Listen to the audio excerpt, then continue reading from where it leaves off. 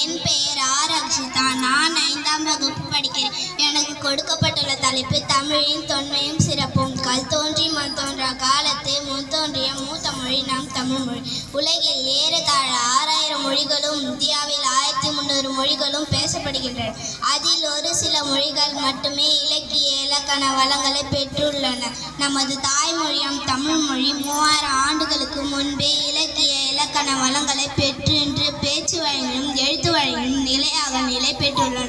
இத்தகைய சிறப்பு உலகில் வேறெந்த மொழிகளுக்கு இல்லை. சிங்கப்பூர், இலங்கை, மொரிஷியஸ், பிஜி ஆகிய 4 நாடுகளில் ஆட்சி மொழியாகவும் 100க்கும் மேற்பட்ட நாடுகளில் பேச்சு மொழியாகவும் நம் தமிழ் மொழி உள்ளது.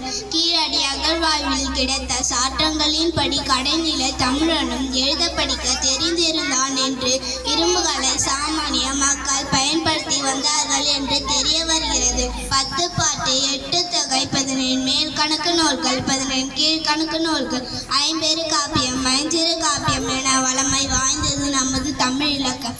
உலக மொழிகளுக்கு எல்லா தாய்மொழி தமிழகத்தால் இயக்க வேண்டும் என்று அமெரிக்கா மொழியியல் அறிஞர் நோம் சாசிகி கூறுகிறார். இவ்வளவு இலக்கிய இலக்கண பண்பாட்டு சிறப்புமிக்க நம் தாய் தமிழ் மொழியை போற்றுவோம். தமிழ்நாய் வாழ்வதில் பெருமிதம் கொள்ளும். நன்றி, வணக்கம்.